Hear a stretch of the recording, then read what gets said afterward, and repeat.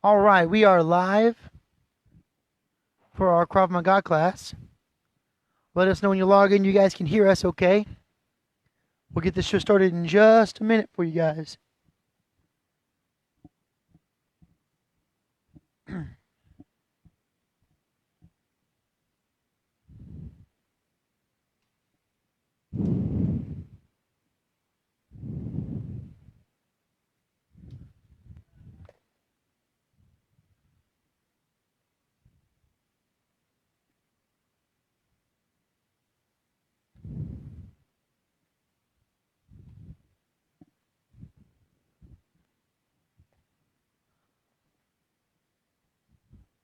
All right.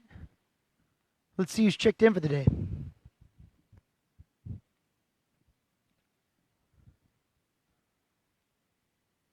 Yep, Mike's work. Excellent. Kara here. Mr. Bruner's tuning in. Hey, Kara, good to see you.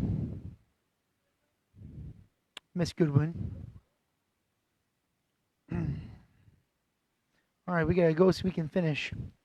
Looks like it's class with, there you go, Kara. Let's do this. All right, here we go. We'll go and get this started, make this happen for us today.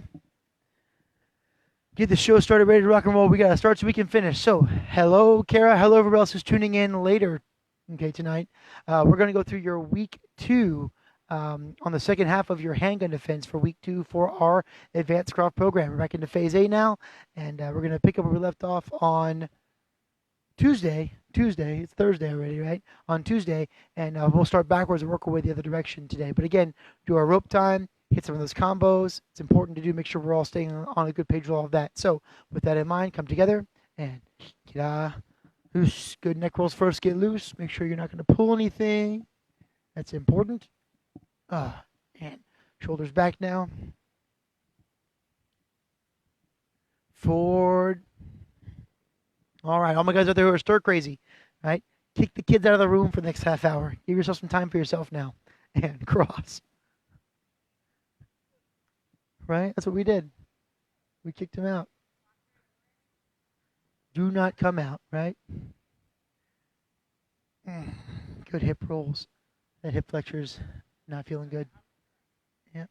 Other direction. Sure. And knee rolls. And other direction. Don't worry, we'll get it. And good ankle roll. Switch ankles. All right, get that rope. Here we go. 60 seconds of jump rope time. Sure. All right, here we go. Ready, set, and go.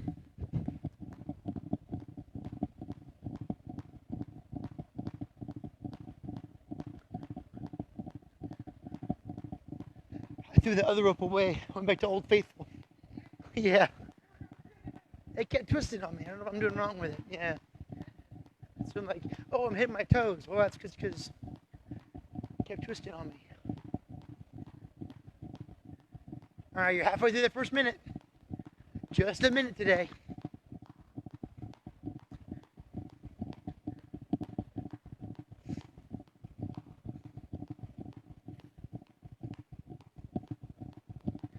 $15 seconds left. All you got.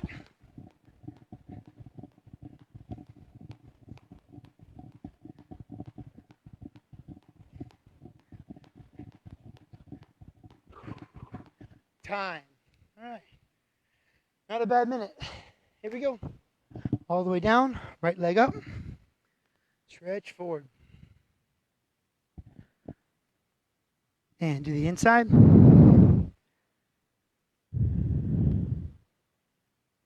Cross over.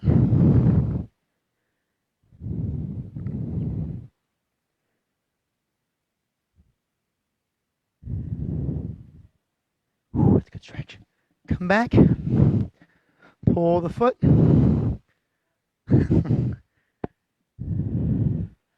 It's just my 6th class for the day, that's all. And down, heel to the floor and press.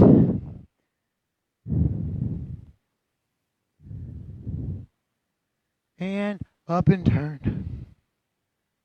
Switch legs.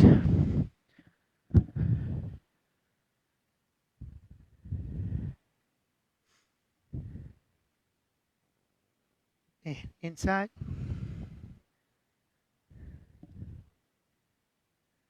And cross.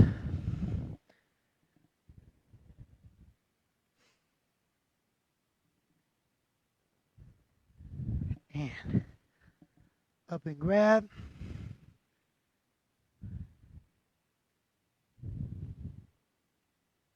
Heel down.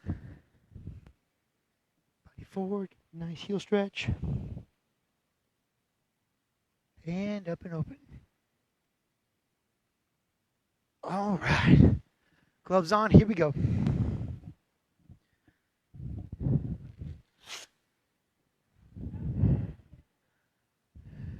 Right. So tell our Krav guys, you were posting them privately on the messenger page. So just so you know, I took liberty today. I downloaded them all. And I'm going to make one big post from our Krav team on our page. If you're like, what? That's right, Kara. I'm going to put it on our page. Everybody's going to look at it. Okay. I thought it was pretty impressive. It works well for me. Can you imagine? I'm also going to post the one where Kayla kicks Brad in the head. That's going to be very important to do. So we're going to go from combos from last week, 1 and 2, your jab and your jab cross, and then we're going to also add this week's work, the cross hook cross and the jab cross hook cross. So as we work through these combos, because of where we're at, now's a great opportunity to really get these things memorized. So every week when we add a new combo, we're also going to go back and review all the other combinations. By the time we're done, we're going to have a class just full of combo work, basically. But they'll be so memorized that you won't be asking me, hey, what's combo number 5 again? You just know it. That's the idea. So combo 1 from last week, hands up, chin down. Remember, it's just the jab. Jab, step back. Remember to step forward, extend it, and bring it back. You want it to be up by the head more than it's out. Stick it and bring it back. Number 2 is the jab cross, that full reach, rotation, retraction, and reset on both hands. Number 2, jab cross, go. Go. Good, go. Number 3 is a cross hook cross. So adding that hook in, letting that front foot pivot and turn to the cross first, then the hook, and then back to the cross again. Again, ready? Throw the cross, throw the hook, and then back to the cross again. Combo 4 is the same motion. You just lead with a jab instead. So I'm going to jab, then cross, hook, cross. Again, jab, cross, hook, cross. Get the idea, okay? Let's go to the heavy bag real fast. Make sure we work the concept real quick. And what we're going to do is we're going to just build all 4 together. So combo 1, combo 2, combo 3, combo 4. What we'll do is Brittany will work back and forth. She'll hit the first combo, and then I'll hit the first combo after her. She'll hit the second combo, I'll follow her, and so on and so forth. We're going to build each one. So here we go. Combo 1's a jab. Okay, is that jab cross? Okay, number 2, jab cross. Combo 3, cross hook cross. And combo 4, the jab cross hook cross. Keep those hands back to the face. Watch that motion. Pivot and turn that body properly. Do it all again. Jab. Jab. Jab cross. Jab cross. Cross hook cross. Cross hook cross. Jab cross hook cross. Good. And good. Okay. So jab. Jab cross. Cross hook cross. Jab cross hook cross. Again. Facing off, face away from you, facing again. And jab, sure. Jab, jab, cross. Cross, hook, cross. Jab, cross, hook, cross. Write them down, Dayton. Write them down, Dayton. Just keep writing them down. Memorize them over and over again. Okay, so I think we're good here. We're going to shift modes on you guys, okay? Let's go back to our handgun work. So again, I'm just going to talk while we're putting all of our stuff together. Remember the handgun work from last week, we basically covered everything that's from the front of the building. Now, when we're talking about our handgun work today, we're going to be covering everything from the back of the body instead. So the orientation processes are the same. Let's just go over the idea real quick. I'll get my board for us real quick. Thank you. Again, that is a plastic blue gun. It is not a gun that fires. It is not a real weapon at all. Okay, it is a child plaything. You know it's not. It's heavy. That's my training one I use when I do walkthroughs. So um, it matches the one I use every day. So this is the idea. But again, so for all my guys out there are going to comment things like, situational prop comedy. Shout out to you, Wes, right? Um, yes, because it's not necessarily a real firearm, so we're going to break a lot of rules. We're not going to have our finger index. It's going to be trapped here that protects Brittany from getting broke. We're also going to have it pointed at each other and at other stuff. It's just, again, to help with that practice because it's what we're training against today. So our handgun defense work, let's get a little closer. Okay. Remember, there are 4 possible scenarios involving the use of a handgun. In all of these scenarios, they're using the gun as a form of intimidation and perceived power. So the gun is being used directly to try to create some kind of following or command. So that perceived power just by having it. And the reality is they do have that ability to have that power because they have the firearm. Keep in mind, though, that I get comments that go, hey, that's not real. That would never work. And you know what? It might not. It might not work because in this situation, if they choose to use it live and I am completely caught unawares, they get that advantage. In the work we're doing today, they're choosing to keep me alive, to follow their directions, or to complete whatever command or list they have for us to do. So that way it's easier for them to get what they want with us living and afraid than it is to get what they want from us dead or injured. So in this scenario, we've not been shot at or shot yet, typically. Okay, typically. So just keep the where we're at as far as situation goes. It also goes a long way from this decision making here. Okay, so hold up, hostage, third party where you're privy to those 2 things happening, or an execution could be active shooter. In that scenario, the firearm's pointed at me from a far distance. They may have the choice to make, and we'll talk about that soon too. 4 possible objectives of the gunman: 1, they want your possessions, they want your stuff. 2, they want to cause bodily harm. 3, they want information. They want to know what you know or who you are. Or 4, they want recognition. They want to draw attention to their grief or cause. We call that one terrorism.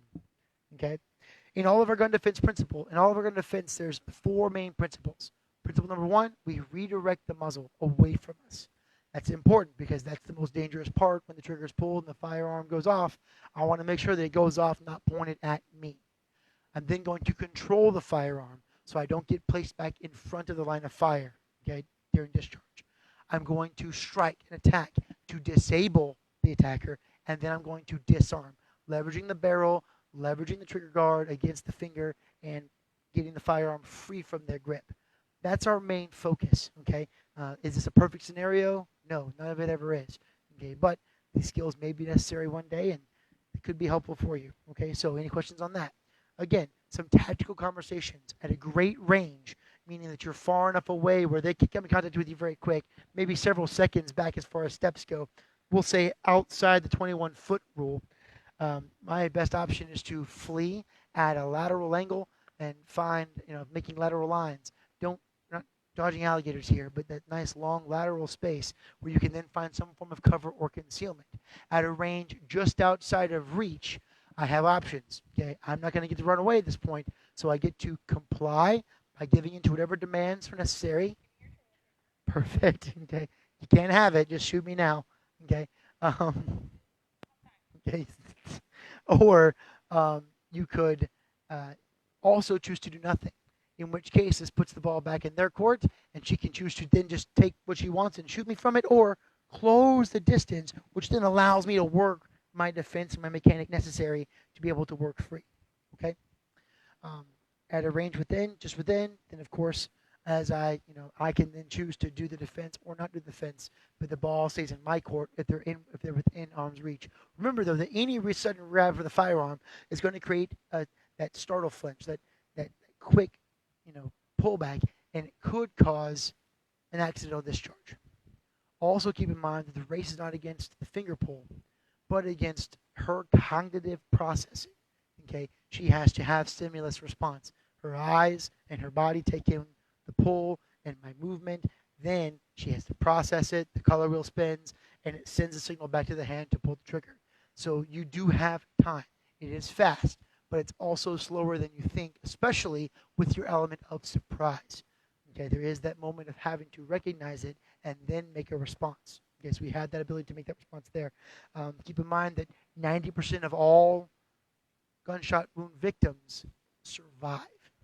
What that tells you is that short of being shot in the cranial-ocular cavity surrounding the brain, okay, or directly in the heart and lungs, which would cause a very, very quick death, you most likely could still survive. A strong will to fight through this and get to a hospital and get taken care of, even in today's world, let's still go to the hospital, okay, goes a long way. So you only have a 10%, according to the FBI stats, 10% risk of dying. So that goes a long way too.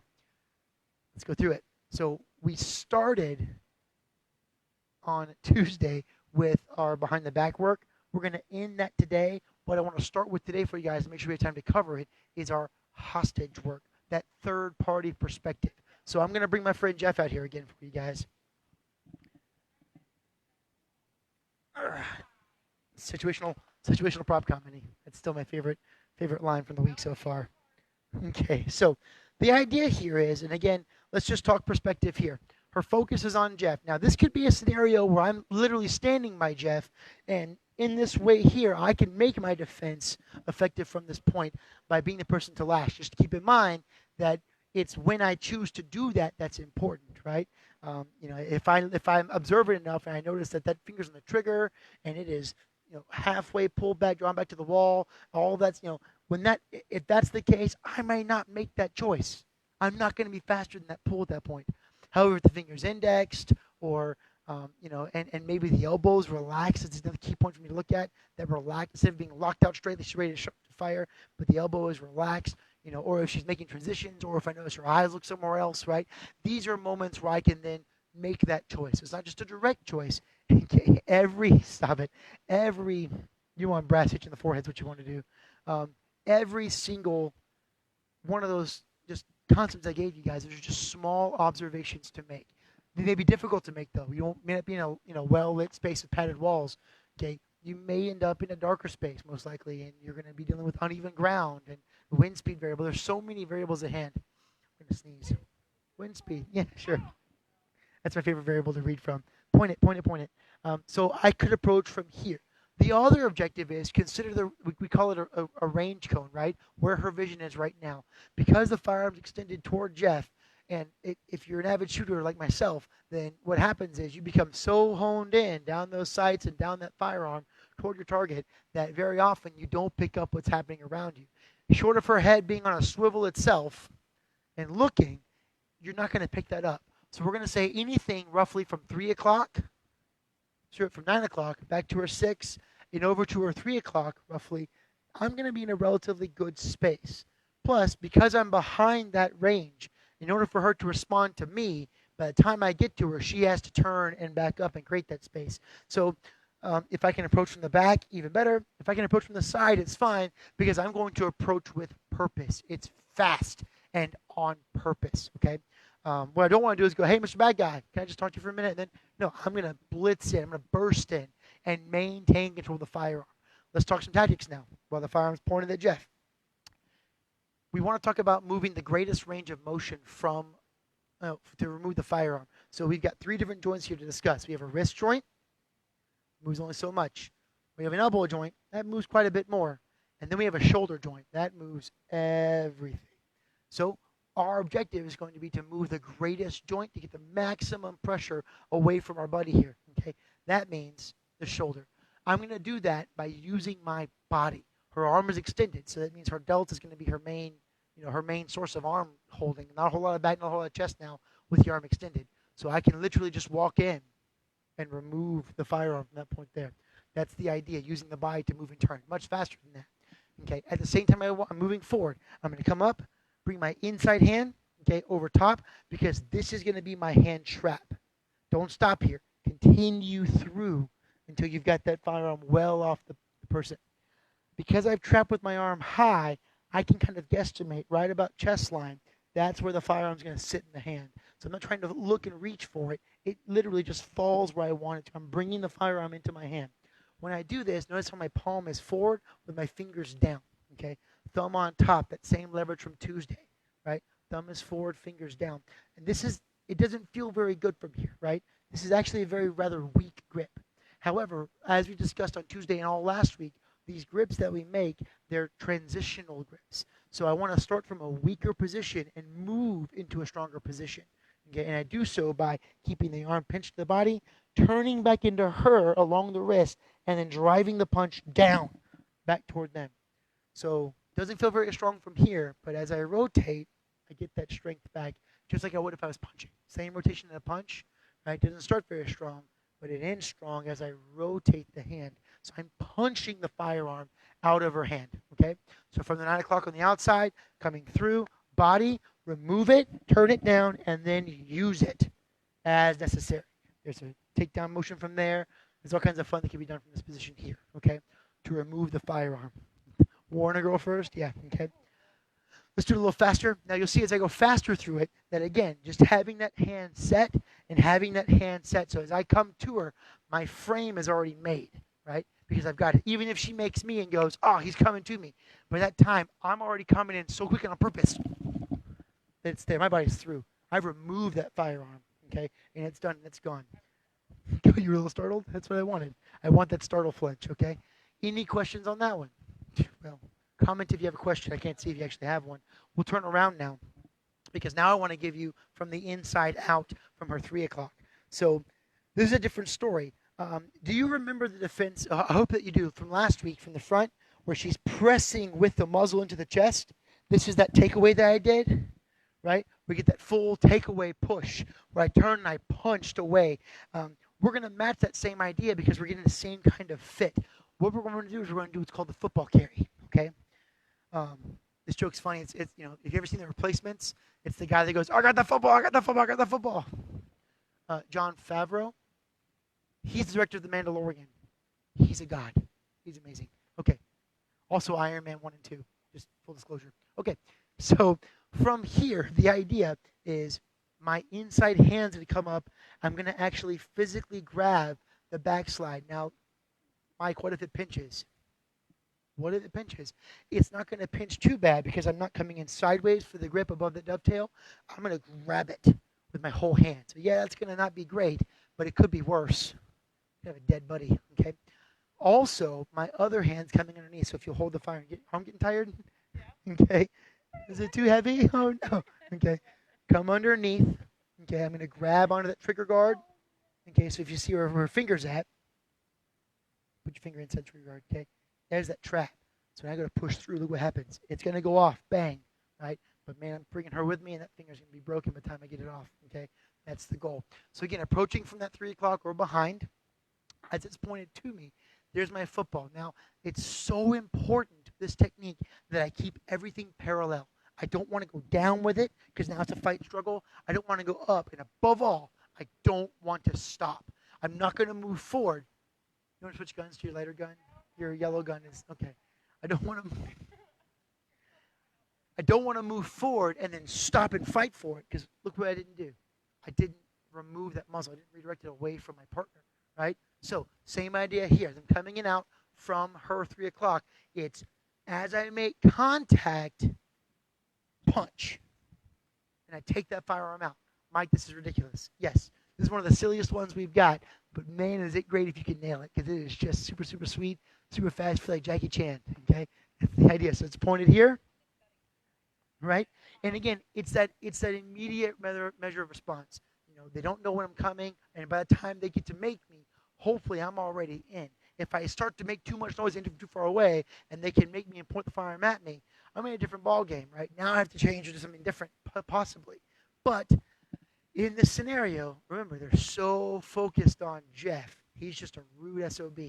So focused on him that when I get ready to go, it's mine. And look, just that natural pullback, and I'm ready to play now too. Okay, that's how this works. So one more time, we'll go slow motion on the point from the inside out. There's my reach, there's my lunge, and it's my firearm. Okay, carrying through. Don't stop the motion. You have to redirect before anything else happens. In this scenario, her arms fully extended, the shoulders getting tired. That's my best point of redirect. It's the most lever I get from my from my center. So again, from here, coming through, punch, level and ready. It's mine, still active, ready to go. Okay, so all right, that's your inside and outside hostage work from that 3 o'clock and 9 o'clock work. Could also be simulated from here, right? She's pointing. I can do the same thing from here because it's all a redirect game, right? Or if I'm on this side, right, I can play the same thing. Hey, and work that motion. It's there. It's possible. It's just, you okay? It's just getting in. That's the story. Getting it redirected, getting it off my buddy so we can work from there. Okay? All right. So that's your hostage work. Go back on Tuesday and take a look at our videos from Tuesday. Tuesday was all the behind the back work. Again, yeah, we're just going through them real quick. We really only had 2, right? We really only had 2. So from here, I have an inside and outside. If you recall, inside roll quick. There's your strike. There's your down. Remember, it's going off at this point. Thumb down. There's my leverage with my thumb. There's my strike. You get a better breakdown from that on Tuesday. Go back and look at Tuesday's video. To the outside, we'll turn around. To the outside, same idea. No pre-motion, just go, strike, take it, and use it. Okay. With the back's touching, back's free. I give you a whole walkthrough on that on Tuesday night. But this is your entire look for the week. So thanks, guys, for tuning in to your Level 2, Week 2 hostage work for your handgun defenses. I appreciate you guys still tuning in and being here, and we'll see you back next week for Week 3. We're getting into some tactical handgun work, so get you to pull some neat stuff out and go over a couple of different looks for you guys, some things to work on, and I think you'll really enjoy it. I know that I will, so that's my favorite week. We'll have a good time with it. So thank you very much. Come together and get oos. Thank you very much, guys. Good night. One more thing before I let you go. Class is over, so you can leave if you need to. Again, do those hashtag water bottle challenges and help me. I'm trying to win. Go onto our page and like my video and share the video from the page on your page, please. The more of you that share it, the more folks view it. The more views I have, the more I win. Master Lawrence, Master Lawrence, Mr. Stewart, Mr. Sawyer, and Mr. Kylie and I are all in competition. And if you guys know me at all, and you all do, I don't lose very well. Right, well, and when do I not lose? Okay, so I never lose, right? I don't lose. So help me not lose. Go on there, share it out there, and let's get my views over 1,000. I'm very, very close. So get over there, and then they can't come close to me. They can't touch me. That's the ball game. Thanks, guys, very much again. Good night. See you Tuesday for more.